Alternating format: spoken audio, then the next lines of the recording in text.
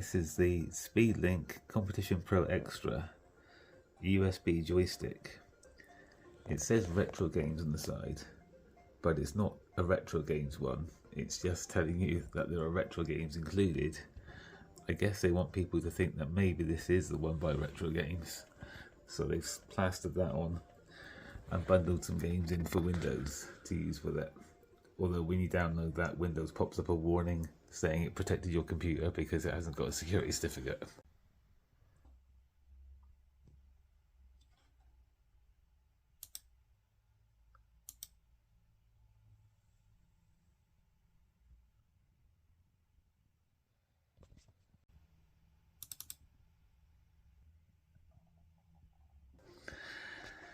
So I guess it is probably a bit of a cheap one, and they didn't want to pay the license for the security certificate. But it does look just like the original Competition Pro.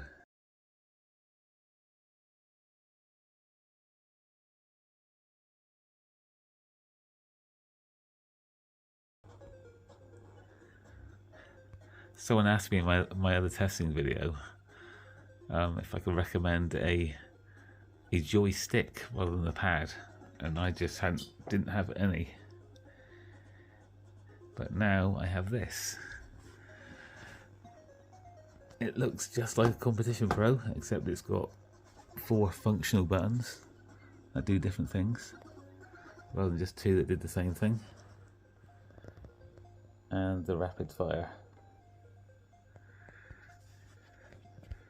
And as we can see, it works just fine. It is a bit noisy though. Oh, and that's the other thing. I'm holding this. Maybe I'm using it one-handed. These buttons here, I just caught with that with my finger.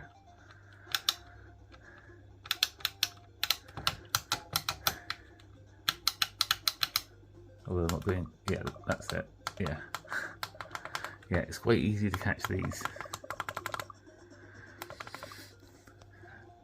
What these buttons actually are, basically, is A, B, and X and Y.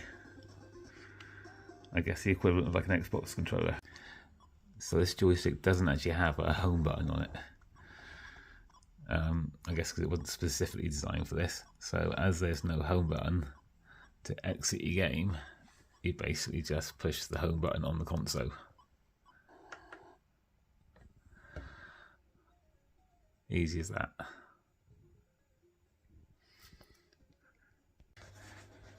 But it works, and it is that retro, well, era appropriate controller. But it is noisy.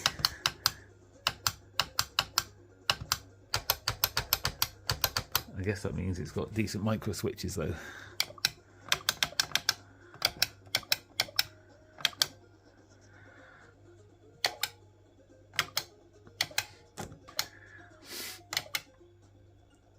I think the button layout is probably the same as an Xbox controller anyway.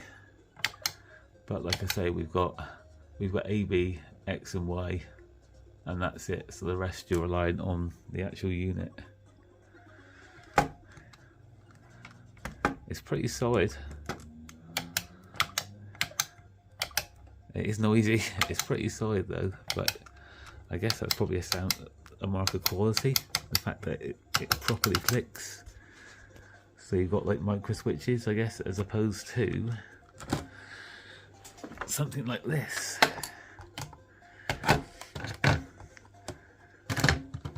This is an old TV game, Commodore 64. And if you listen to this one, nothing. So it's quieter, but I'm guessing this doesn't have micro switches. And this doesn't really work much anymore. But they are pretty much the same size. So I'm guessing they were both modelled on the original Competition Pro, or designed to be the same the same spec. Let's get rid of that.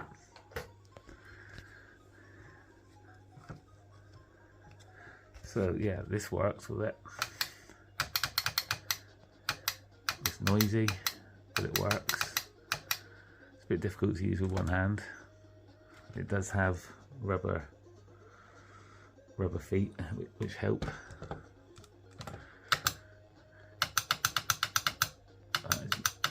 So we can go up, down.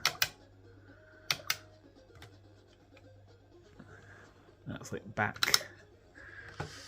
And these two are sort.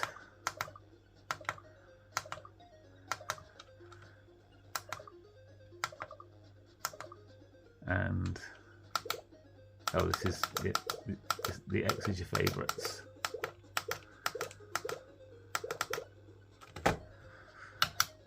So let's try again.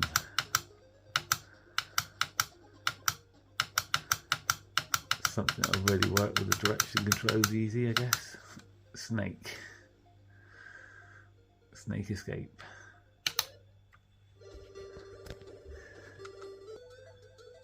Right, Kempston joystick is normal.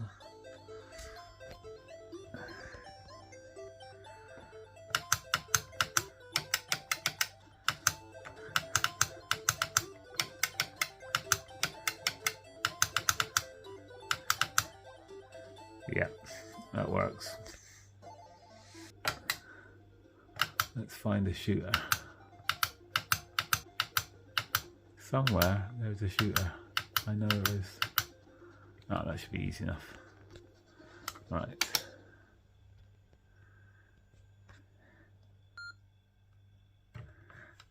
Right, this is where I'm going to be rubbish with one hand.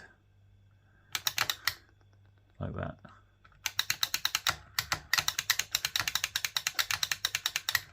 But, yeah, it works. But it might work easier or better with auto fire on. There we go. I can hold it down.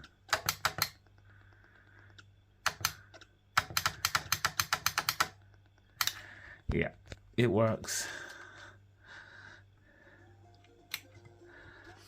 Yeah, so if you want a actual joystick as opposed to a gamepad, and you don't want to spend a fortune on one, like the Retro Games one, I'm not too sure how much that is, but I think it's pretty pricey. I don't think this one's quite so much. It'll do the job. Maybe the Retro Games one's got more buttons, but this seems to do the trick. So that's that.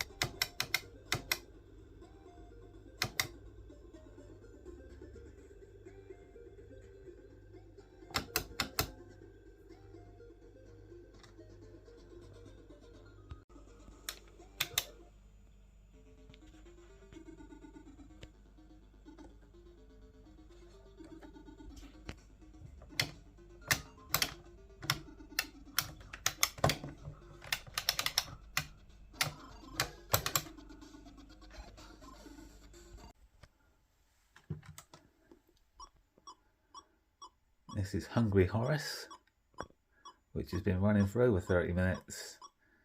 So if I push the home button now, I've now got Horace and the Spiders.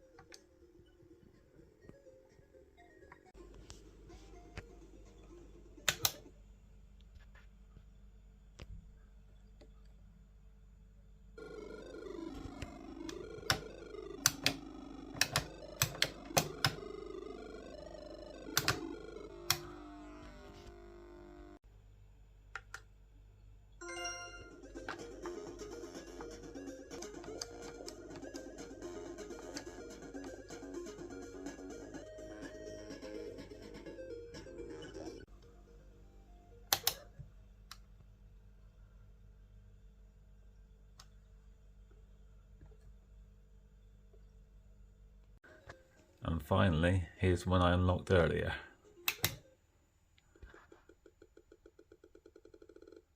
Army moves, phase 4 completed. You get the access code, and when you come out, Army moves 2.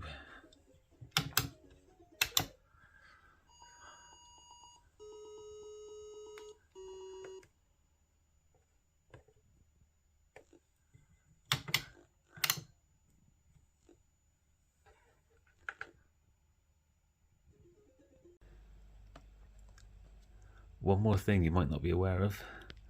Around about Christmas, this came out. This is the Rubber Keyed Wonder. It's a documentary, Blu-ray, maybe DVD as well, about the Spectrum. I think it's about Sinclair in general. From what I've watched the first disc. This is the special edition version. So you get the slipcase, designed by the same guy who used to do the covers for Crash magazine. But you need a special edition to get that. I think this might be a HMV exclusive.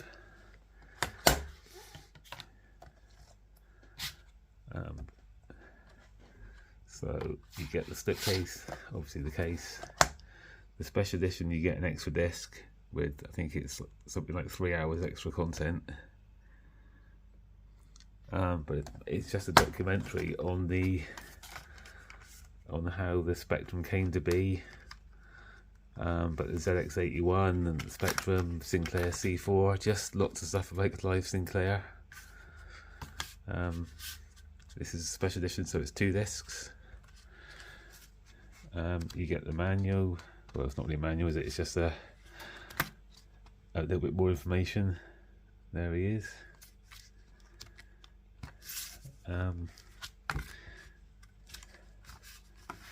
Yeah, it's just a really good documentary about the Spectrum, the history of it, what happened to it.